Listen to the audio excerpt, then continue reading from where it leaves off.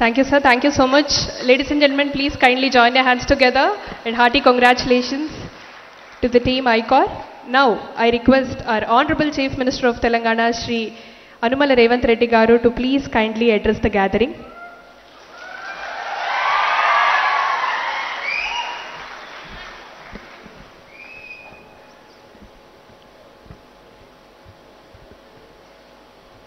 ICOR biologics పరిశ్రమ విస్తరణ కార్యక్రమంలో నాతో పాటు ముఖ్య అతిథులుగా ఐటీ పరిశ్రమ శాఖ మంత్రులు దుద్దిల్ల శ్రీధర్ బాబు గారు,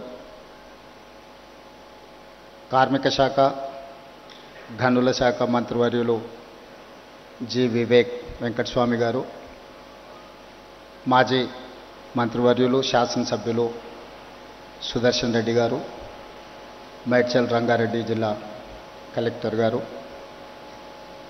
పరిశ్రమ మేనేజింగ్ డైరెక్టర్ ఆనంద్ రెడ్డి గారు ఈ కార్యక్రమంలో పాల్గొని తెలంగాణ రాష్ట్రం ముఖ్యంగా genome valley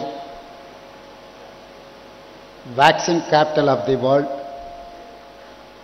bulk drugs capital of the world 25 సంవత్సరాల క్రితం 2000 సంవత్సరంలో ప్రారంభించిన ఈ జీనోమ్ వ్యాలీ కేవలం 1200 ఎకరాలలో ప్రపంచానికే వ్యాక్సిన్లో బల్క్ డ్రగ్స్లో ఒక రాజధానిగా హైదరాబాద్ తెలంగాణకు ప్రపంచ స్థాయిలోనే ఒక గుర్తింపు తీసుకొచ్చింది అని అంటే ఇక్కడ ప్రారంభించిన పరిశ్రమలు, ఇక్కడ పెట్టుబడులు పెట్టిన పారిశ్రామికవేత్తలు అహర్నిశలు కృషి చేయడం వల్ల తెలంగాణ రాష్ట్రానికి ప్రపంచ స్థాయిలోనే ఒక గుర్తింపును తీసుకొచ్చిండ్రు. మనస్ఫూర్తిగా ఈ జీనోమ్ వ్యాలీలో పెట్టుబడులు పెట్టిన పరిశ్రమల యజమానులందరినీ కూడా తెలంగాణ రాష్ట్ర ప్రభుత్వం తరఫున నేను అభినందిస్తున్నా. ఈరోజు దేశంలోనే వ్యాక్సిన్ ఉత్పత్తిలో 33% కేవలం జీనోమ్ వ్యాలీ నుంచే మనం ఉత్పత్తి చేస్తున్నామంటే, అదేవిధంగా బల్క్ డ్రగ్స్లో 40% ఈ ప్రాంతం నుంచే ఉత్పత్తి చేస్తున్నాము అని అంటే ఇక్కడి పరిశ్రమలు, పారిశ్రామికవేత్తలు ఎంత నిబద్ధతతో పనిచేస్తూ ఈరోజు దేశానికి పేరు తీసుకొచ్చారు. అదే కాకుండా కోవిడ్ ప్రపంచాన్నే భయపెడుతున్న సందర్భంలో కోవిడ్ పేరు తలుసుకోవడానికే, కోవిడ్ వచ్చింది అని అంటే కుటుంబ సభ్యులు కూడా వాళ్ళని తాకడానికి, వాళ్ళని చూడడానికి భయపడుతున్న సందర్భంలో జీనోమ్ వ్యాలీ నుంచే మనం వ్యాక్సిన్ను తయారు చేసి ప్రపంచ దేశాలకు, దాదాపుగా 100 దేశాలకు ఇక్కడి నుంచే మనం వ్యాక్సిన్ అందించినామంటే ఆ గొప్పతనం కూడా ఇక్కడి పారిశ్రామికవేత్తలది, ఇక్కడి పరిశ్రమలు ఉత్పత్తి చేసిన వ్యాక్సిన్ అని చెప్పి తెలంగాణ రాష్ట్ర ప్రభుత్వం గర్వంగా చెప్పుకుంటుంది. ఈరోజు తెలంగాణ రాష్ట్ర ప్రభుత్వం, పార్టీలు ప్రభుత్వాలు మారినా విధానాలు మారలేదు.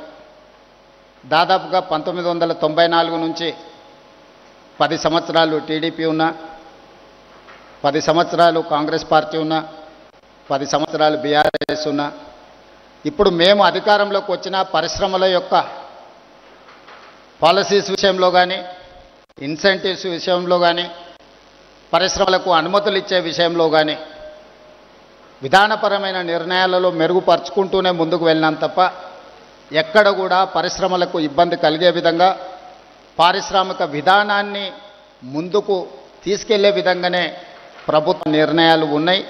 ఇప్పుడు మా ప్రభుత్వం కూడా ఈ విధానాన్ని ఇంకా వేగంగా మెరుగైన విధానాలను తీసుకొచ్చి ఈరోజు ఈ దేశంలో పెట్టుబడులను ముఖ్యంగా తెలంగాణ రాష్ట్రానికి ఆకర్షించాలనే ప్రయత్నం చేస్తున్నాం. నేను, మా మిత్రుడు శ్రీధర్ బాబు గారు ఈ 18 నెలల్లో దాదాపుగా 3 లక్షల